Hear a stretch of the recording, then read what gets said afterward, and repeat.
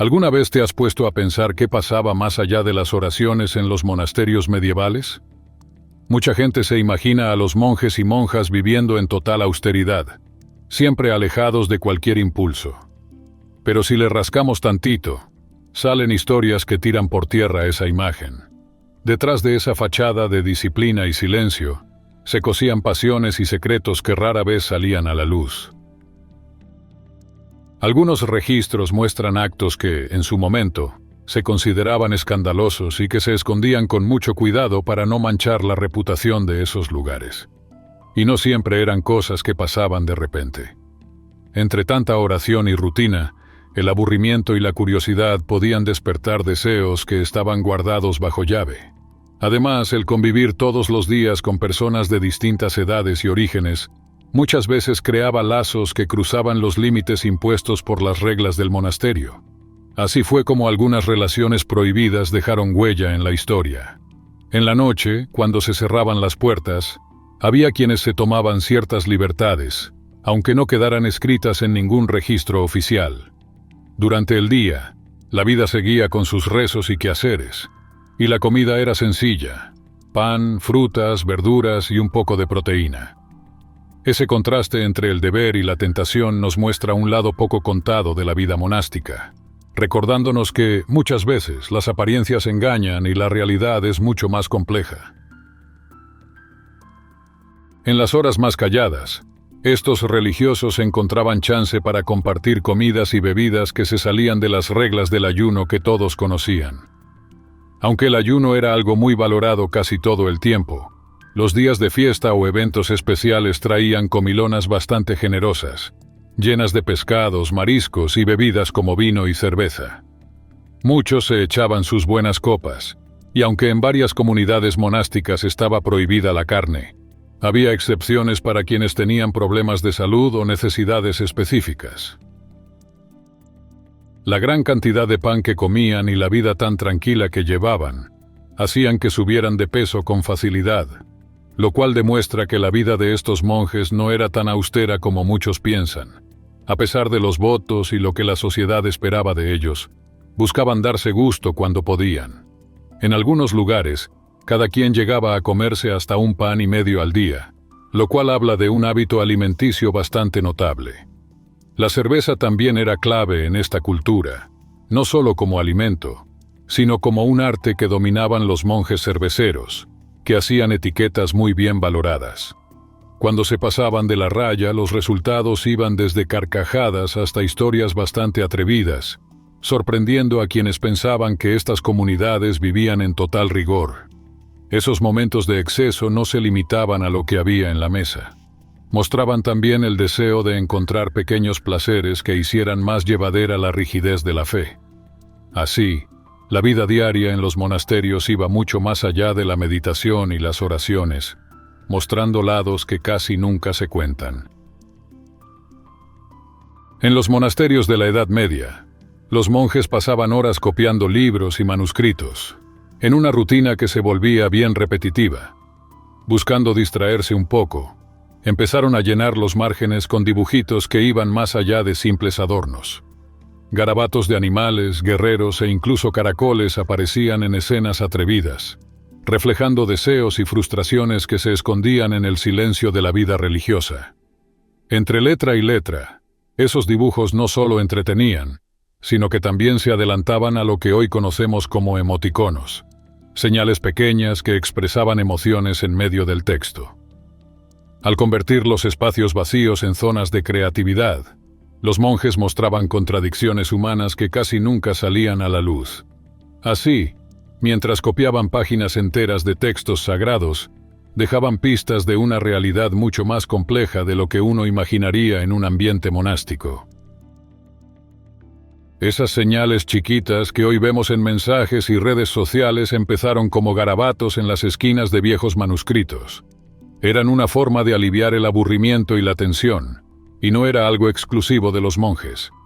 En algunos conventos, las monjas también lidiaban con la presión del día a día, y de vez en cuando, encontraban maneras de darle la vuelta a los votos de castidad tan estrictos. Cuando caía la noche sobre el claustro, aparecía una señal curiosa. velas encendidas en las ventanas indicando que había disposición para lo que se consideraba tentador. Y la cosa no se quedaba ahí. En horarios bien calculados, se daban encuentros secretos entre personas que se sentían atrapadas por reglas demasiado duras. A pesar de toda la rutina religiosa, esos momentos dejaban claro que los impulsos humanos seguían ahí, necios, aunque la iglesia tratara de reprimirlos. Al llegar la noche, las camas separadas y los votos a veces perdían peso y daban paso a deseos que se desataban lejos de miradas curiosas. Entre muros gruesos de piedra, algunos conventos recibían hombres de distintas edades, en actos que las autoridades eclesiásticas condenaban con fuerza. Aunque cuesta imaginar algo así dentro de un monasterio, fue justo lo que pasó. Así, esos espacios dedicados a la devoción se convirtieron también en escenario de deseos reprimidos que se atrevieron a romper el silencio impuesto. Pero esos secretos no se limitaban solo a encuentros a escondidas. En varios conventos se crearon lo que llamaban casas de Magdalena, que supuestamente eran para recibir a mujeres que querían retomar una vida más decente. Oficialmente, eran para guiarlas hacia una conducta más recatada, pero en la práctica servían para manejar, lejos de la vista del público, enfermedades venéreas que la Iglesia prefería no enfrentar de forma directa. En los monasterios medievales no solo los monjes rompían con las reglas estrictas de la Iglesia. Las monjas también caían en impulsos que iban más allá de cualquier norma, y muchas veces sin que sus superiores les hicieran nada. Esto es solo una probadita de lo que realmente pasaba detrás de esos muros. Donde se suponía que todo era pureza y devoción, había historias de excesos y pasiones escondidas. Los votos de castidad, pobreza y obediencia, tan defendidos de manera pública, terminaban siendo solo una fachada para quienes, en lo privado, se dejaban llevar por los mismos deseos que tanto criticaban en voz alta. Si este relato te dejó con la espinita, dale like, compártelo con tus amigos y suscríbete al canal para seguir descubriendo más secretos. La Edad Media tiene lados que van mucho más allá de las historias que ya conocemos, así que cuéntanos también tu opinión en los comentarios. Y no lo olvides, hay cosas que pasaban en los monasterios que se salían, y mucho, de esas paredes. Muchos creen que los monasterios medievales eran puro recogimiento y devoción, pero ¿de verdad todo era tan tranquilo? En fechas especiales como la Navidad, empezaban a circular pláticas sobre lo delgadita que era la línea entre lo sagrado y lo prohibido.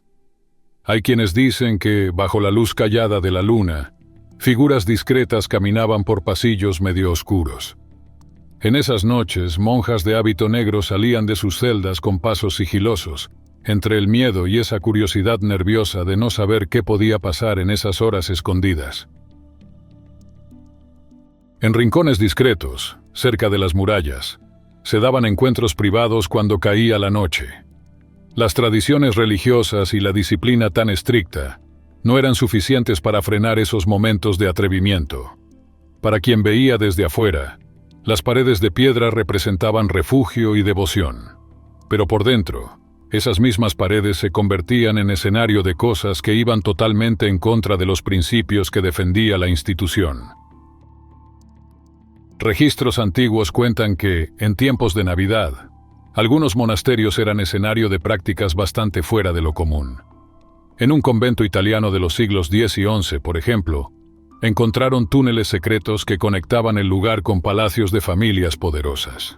Esos pasadizos no solo servían como ruta de escape para monjas hartas de la vida monástica, también hacían posible encuentros con hombres de alto rango, incluso en momentos que se suponía eran los más solemnes. Así, bajo la aparente calma de los claustros, pasaban cosas que chocaban con ese ideal de renuncia que tanto promovían las autoridades religiosas. El simple acto de repartir pan y vino en ciertos conventos tomaba muy pronto un tono más atrevido, cruzando los límites impuestos por la religión. Si todo eso saliera a la luz, el escándalo sería seguro. Pero eso era solo una parte de algo mucho más grande. Muchas mujeres eran mandadas a esos lugares contra su voluntad, para cuidar el honor de la familia o evitar matrimonios que no querían. Entre fiestas discretas y pasadizos poco conocidos, quedaba claro que la vida monástica, a veces, iba más allá de la devoción que todos creían ver. Al llegar a esos espacios, se topaban con reglas durísimas, pero la Navidad les daba una oportunidad para retar esas barreras. En algunos conventos, se formaban redes de estudio y apoyo, dejando ver un deseo fuerte de independencia. En un monasterio francés del siglo XV, por ejemplo, había una biblioteca oculta con textos sobre alquimia, astrología y ciencias naturales, bien guardadita de las miradas más conservadoras.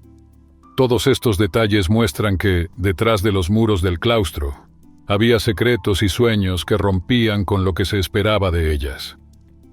Cada manuscrito escondido, cada convivencia silenciosa, hablaba de una búsqueda de autonomía y conocimiento que iba mucho más allá de las prohibiciones de su época. Mientras la misa oficial de Navidad se llevaba a cabo en el salón principal, un grupo de monjas se reunía en cuartos alejados para leer textos prohibidos. Durante esas lecturas, se intercambiaban regalos sencillos, como hierbas raras y recetas poco comunes, cosas que ya pasaban el límite de lo permitido por las autoridades religiosas. Ese deseo de saber más no era solo por rebeldía. Algunas monjas buscaban más libertad personal y formaban redes de apoyo entre ellas, sobre todo en las fiestas de fin de año. Esos encuentros les daban fuerza para cuestionar las reglas impuestas y mantenían viva una chispa de rebeldía en los ratos entre oración y oración. Hay relatos que dicen que, en esas celebraciones, algunas se ponían identidades falsas para mezclarse con la gente del pueblo sin levantar sospechas. También había quienes organizaban rutas de escape súper elaboradas, usando pasadizos secretos y códigos que solo ellas entendían. En un convento alemán, por ejemplo, un grupo de monjas llegó a pactar encuentros nocturnos con caballeros nobles justo en la víspera de Navidad, lo cual llamó la atención de las autoridades religiosas. Aunque intentaron tapar todo, todavía hay registros históricos que hablan de esos hechos, mostrando un lado poco contado de la vida en los monasterios. No todos esos encuentros tenían que ver con romance, pero sí dejaban claro que muchas veces era necesario tomar decisiones valientes en un entorno donde casi no había espacio para eso. En las épocas más frías del año, era común ver a las monjas dedicadas a cuidar a los enfermos y heridos. Con mucha maña, preparaban remedios con hierbas y servían como una especie de apoyo médico para la comunidad, que sufría con el frío intenso y las malas condiciones de vida. Aunque mucha gente creía que tenían casi poderes milagrosos, también había quienes las acusaban de pasarse de la raya, incluso cuestionando si andaban haciendo cosas prohibidas. Ese miedo venía de una mezcla rara de respeto y desconfianza hacia esos tratamientos que, en plena temporada de frío, traían alivio cuando más se necesitaba. Dentro de los muros de los conventos medievales, hay informes antiguos que hablan de rituales donde se mezclaban prácticas cristianas con tradiciones paganas, especialmente en Navidad.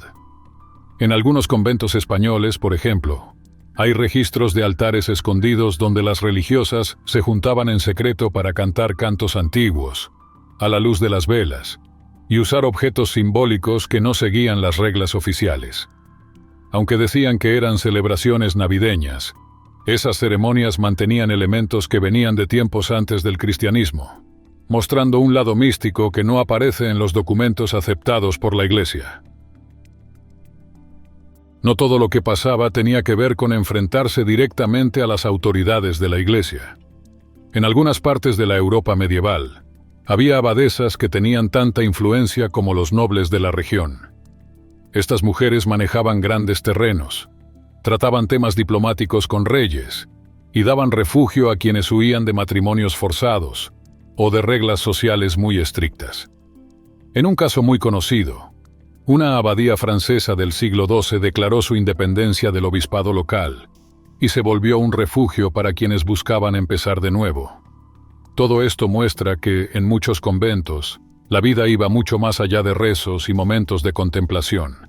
También había espacio para la autonomía, el apoyo mutuo y el aprendizaje, incluso durante las celebraciones de fin de año.